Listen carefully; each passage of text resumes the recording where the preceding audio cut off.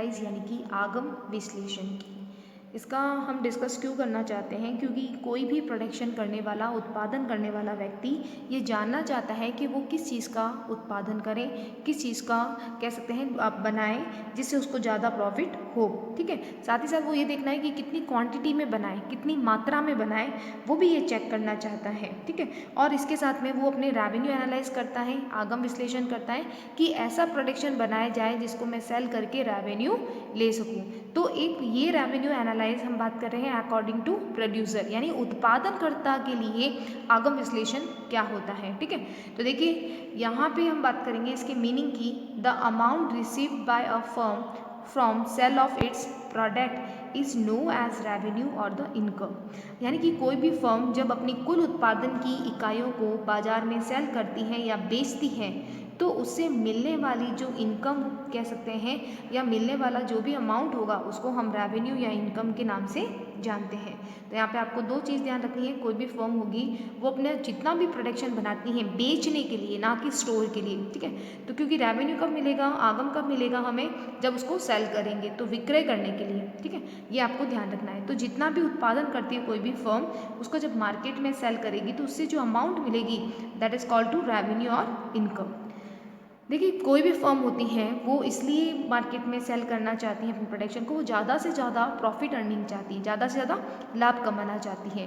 यानी कि हम कह सकते हैं कि किसी भी फर्म का उद्देश्य लाभ कमाना होता है। The base of profit depend upon product cost and earn revenue. किसी भी लाभ की जो निर्भरता होती है वो उत्पादन की लागत और जो रेवेन्यू रिसीव्ड होता है उस पर डिपेंड करता है। यानी कि उत्पादन की कह सकते हैं किसी को जो लाभ है, लाभ का निर्धारण किस पे होगा, कॉस्ट के ऊपर। कॉस्ट के ऊपर यानी कि जितनी ज़्यादा कॉस्ट आएगी उतना ज़्यादा हमको रेवेन्यू मिलता है। और अगर आपकी कॉस्ट इंक्रीज हुई बहुत ज़्यादा तो आपका रेवेन्यू क्या हो जाता है, डिक्रीज हो जाता है। तो ये आपको ध्यान रखना है कि प्रोडक्शन की कॉस्ट जितनी ज़्यादा होती है तो आपका रेवेन्यू क्या हो जाएगा, कम हो जाएगा। और प्रोडक्शन की कॉस्ट जितनी कम होगी, आपकी सी कम है, कॉस्ट कम है, तो आर यानी कि रेवेन्यू क्या होगा, ज़्यादा होगा। तो opposite relation between cost and revenue. देखिए इसका अगर एक फॉर्मूले की बात करें, प्रॉफिट यानी लाभ बराबर कुल आगम यानी total revenue minus total cost. ठीक है, यानी कि कुल आगम में से हम कुल लागत को घटा रहे हैं। तो हम मानते हैं कि टोटल रेवेन्यू यहाँ पे 100 है, हमें कितना मिला है, प्रोडक्शन को सेल करने के बाद 100 रुपये मिले हैं। ठीक है, अब हम उसमें से क्या करते हैं, जो हमने जो भी हमने उत्पादन किया है तो उसको उत्पादन करने के लिए जो भी हमने लेबर है, मटेरियल है, ठीक है, इन सब का यूज़ किया है, तो वो सारी की सारी कॉस्ट हमारी 70 है, 70 है। ठीक है, तो अब 100 में से जब हम 70 को लेस करेंगे तो कितना आ जाएगा, 30। तो ये हमारा क्या होगा, प्रॉफिट होगा। ठीक है, बात करते हैं रेवेन्यू कॉन्सेप्ट की। तो मोस्टली रेवेन्यू कॉन्सेप्ट को कितने पार्ट में डिवाइड किया है, 3 पार्ट्स में, या इसे हम कह सकते हैं काइंड्स या टाइप्स ऑफ रेवेन्यू, यानी कि आगम के कितने प्रकार होते हैं। तो फर्स्ट है आपका टोटल रेवेन्यू जिसे हम कुल आगम कहते हैं। सेकंड है एवरेज रेवेन्यू, औसत आगम।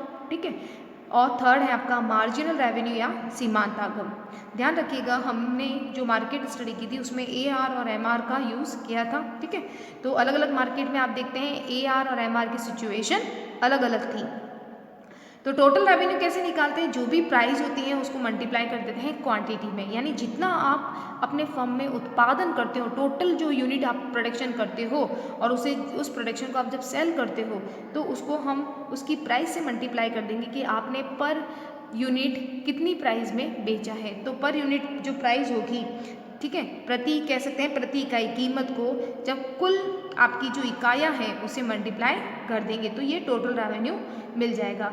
ठीक है, अब बात करते हैं एवरेज रेवेन्यू। एवरेज रेवेन्यू का मतलब होता है औसत निकालना, तो जितना भी टोटल रेवेन्यू होगी उसमें डिवाइड कर देंगे क्वांटिटी को, तो ये मिल जाएगा हमें AR। ठीक है, प्राइस आपका मिल जाएगा। अब मार्जिनल रेवेन्यू का मतलब होता है सीमांत आगम, यानी कि चेंज इन टोटल रेवेन्यू, यानी कि कुल आगम में परिवर्तन बटा कुल आपके उत्पादन की मात्रा में परिवर्तन।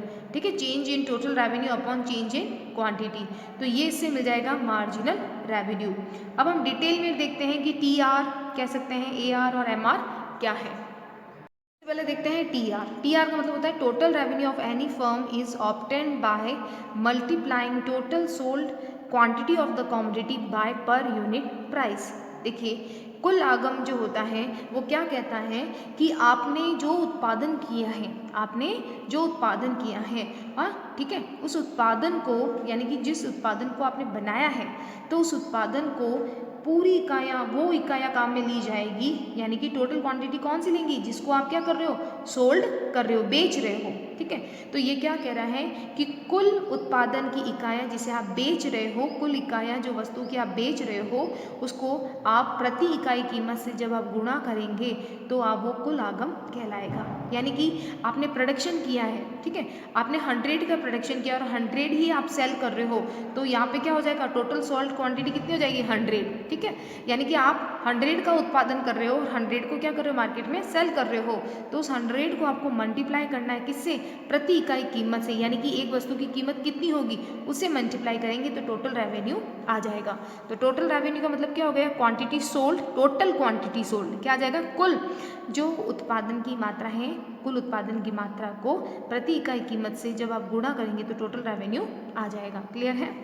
बात करते हैं average revenue. Average revenue is पर यूनिट प्राइस और इनकम ऑफ द कमोडिटी। देखिए एवरेज रेवेन्यू क्या बताता है कि आपका पर जो आपकी कह सकते हैं कि जो औसत आगम है वो क्या बताता है, वस्तु की प्रति इकाई कीमत आय है, यानी वस्तु की जो एक वस्तु की जो कीमत होगी उसको बताता है। किसी वस्तु की बिक्री से प्राप्त कुल आगम जो होता है उसमें जब हम टोटल यूनिट जितना भी प्रोडक्शन करते हैं उसको क्या करते हैं, डिवाइड कर देते हैं, तो ये प्रति इकाई जो कीमत है उसको बता देगा। क्लियर है।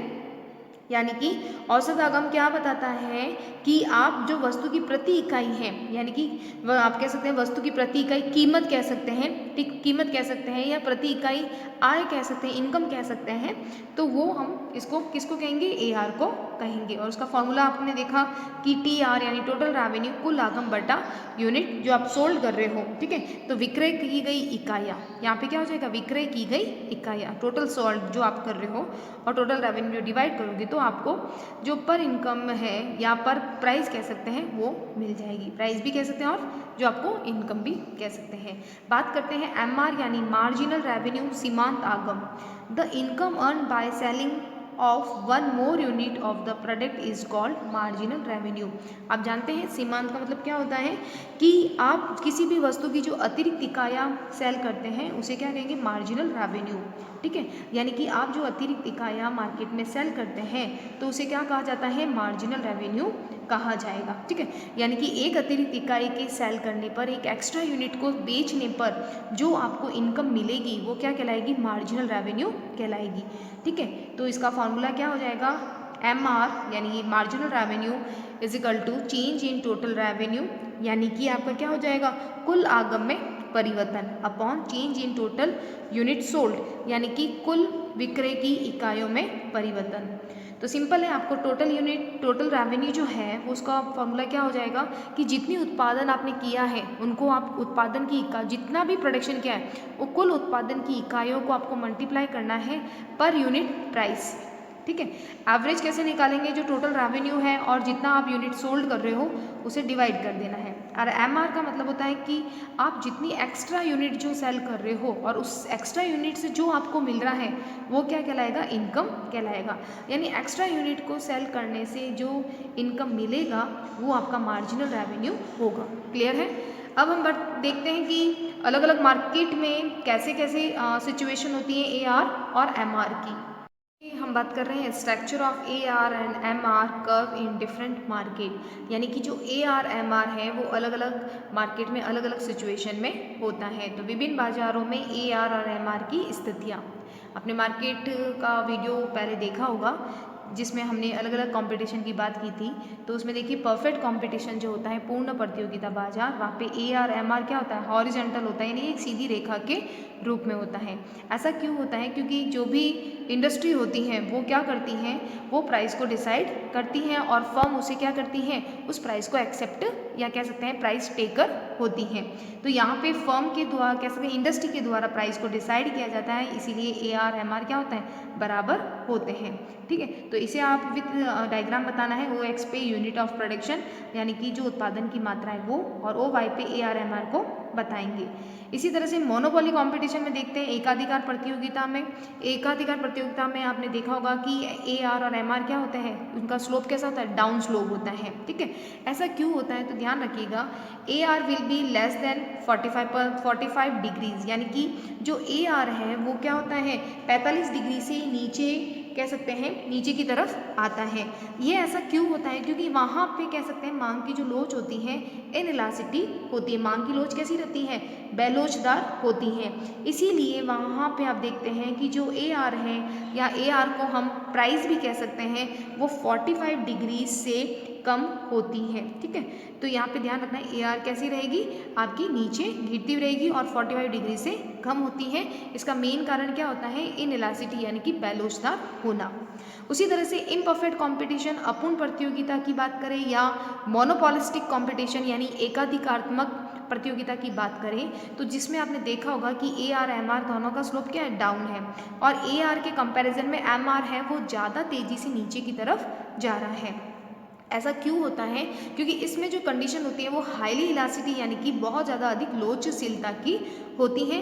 इसीलिए AR जो है वो एक चपटे की तरह फैला हुआ होता है 45 डिग्रीज को लेते हुए। तो ये आपको ध्यान रखना है कि यहाँ पे जो मांग की लोच होती है वो अधिक लोचदार होती है, यानी हाईली इलास्टिसिटी होने के कारण AR कह सकते हैं, यानी कि एवरेज रेवेन्यू कह सकते हैं, इसे प्राइस कह सकते हैं, 45 डिग्री से अधिक होता है, ठीक है। तो और जबकि मोनोपोली में 45 डिग्री से कम होता है। तो ये आपको चीज़ याद रखनी है। अल्पाधिकार की बात करें यानी ओलिगोपोली की, तो आप देखते हैं कि यहाँ का जो डिमांड कर्व होता है वो अनसर्टन होता है, ठीक है। तो यहाँ पे जो K पॉइंट है, यहाँ पे डिमांड कर्व कितने हैं, 2 है, ठीक है। तो K पॉइंट जो है उसको क्या कहते हैं, किंग डिमांड कर्व यानी विसंकुचित मांग वक्र भी कहते हैं। अनसर्टनिटी ऑफ डिमांड कर्व, अनिश्चितता रहती है मांग में, और जो अपर सेक्शन होता है यानी जो ऊपर का भाग होता है वो मोर इलास्टिसिटी का होता है, जबकि लोअर सेक्शन क्या हो जाएगा, कम इलास्टिसिटी का होता है। ये हम लोग ऑलरेडी डिस्कस कर चुके हैं ओलिगोपोली यानी अल्पाधिकार बाजार में, ठीक है। क्योंकि आपने देखा होगा कि इसको क्या कहते हैं, प्राइस वार यानी कि कीमत युद्ध भी कहा जाता है, क्योंकि यहाँ पे प्राइस का पता नहीं चलता है फर्म्स का, ये कह सकते हैं कि आगे सिचुएशन क्या है किसी की, वो प्राइस को अप करेंगे या डाउन। तो अनसर्टेनिटी यानी अनिश्चितता का जो वातावरण है वो ओलिगोपोली में रहता है। अब बात करते हैं कि इम्पॉर्टेंट क्यों है ये रेवेन्यू इतना। तो आप जानते हैं किसी भी फर्म का अगर हम बात करें प्रॉफिट एंड लॉस का, ठीक है, प्रॉफिट एंड लॉस की जो पोजीशन होती है उसका पता लगाने के लिए ये आप कह सकते हैं रेवेन्यू एनालाइज है वो किया जाता है, जिसमें आपने देखा होगा कि मार्केट में कि AR जब है AC से ज़्यादा होता है, जब आपका रेवेन्यू ज़्यादा है कॉस्ट से, आपको ज़्यादा मिल रहा है कॉस्ट से, यानी कि आपको 100 मिल रहा है और कॉस्ट आपकी कह सकते हैं 70 है, तो ये कौन सी कंडीशन होगी, प्रॉफिट की होती है, ठीक है। और एक कंडीशन हो जब आपका एवरेज रेवेन्यू है वो AC से कम है, यानी कि एवरेज रेवेन्यू आपका 70 है और कॉस्ट आपकी 100 थी, तो इस कंडीशन में आपको क्या हो जाता है, लॉस। अगर आपका AR बराबर AC है यानी average revenue is equal to average cost, then ये कंडीशन कैसी होगी, जैसे कि आप देखिए यहाँ पे 100 आपका रेवेन्यू है और 100 ही आपको क्या मिल रही है, कॉस्ट मिल रही है, तो ये कंडीशन कौन सी होती है, ये होती है नो प्रॉफिट नो लॉस की, यानी कि आपको ना तो प्रॉफिट होगा ना ही आपको लॉस होगा जब इक्वल होता है, 100 लगाया और 100 ही आपको मिल रहा है, ठीक है। तो ये सिचुएशन पता लगाने के लिए कह सकते हैं कि AR MR का इंपॉर्टेंस है, क्योंकि आप यहाँ हमने देखा ना कि AR और AC का ही हम यूज़ कर रहे थे, तो AR का यूज़ करके हम बता सकते हैं कि फर्म की पोजीशन कैसी है, प्रॉफिट की, लॉस की या नो प्रॉफिट नो लॉस की, ठीक है। तो ये एक सिचुएशन के लिए, साथ ही साथ आप देखते हैं कि इक्विलिब्रियम पॉइंट का पता लगाने के लिए भी हम AR MR का यूज़ करते हैं। तो आप जानते हैं कि इक्विलिब्रियम पॉइंट यानी कि साम्यता का जो बिंदु होता है फर्म का, उसका पता लगाने के लिए भी एक फर्म क्या करती है, इसका यूज़ करती है AR और MR का, यानी कि आप कह सकते हैं फर्म की साम्यता का पता लगाने के लिए भी इसका उपयोग किया जाता है। जब आपने देखा होगा कि हम साम्यता का फर्म का किसी भी इक्विलिब्रियम पॉइंट कब लेते हैं, जब MR बराबर MC होता है। हमने इतने सारे डायग्राम बनाए हैं, उसमें आपको पता है ना कि इक्विलिब्रियम पॉइंट का लेते हैं जब MR जो है वो MC देखते हैं ना, MC कट करता है, तो वहाँ पे हम लेते हैं बराबर, ठीक है। अब वहाँ पे भी इक्विलिब्रियम पॉइंट लेते हैं, ठीक है। और सेकंड क्या होता है कि जो MC कर्व होता है वो हमेशा MR को उसके मिड पॉइंट पे कट करके आगे की तरफ बढ़ता है। एमआर को कहाँ काटेगा, एमसी जो है उसको नीचे की तरफ से काटता है। क्लियर है। ये आपको कंडीशन बताई थी इक्विलिब्रियम ऑफ फर्म। तो ध्यान रखिएगा कि रेवेन्यू कर्व है उसका क्या इंपॉर्टेंट है, इंपॉर्टेंट क्यों है रेवेन्यू कर्व का। तो मेन है रेवेन्यू कर्व का कि हम लोग P&L लाभ हानि की स्थिति देख सकते हैं, फर्म की साम्यता बिंदु का निर्धारण कर सकते हैं, ठीक है, कैपेसिटी का एनालाइज कर सकते हैं फर्म की। तो इसीलिए रेवेन्यू एनालाइज किया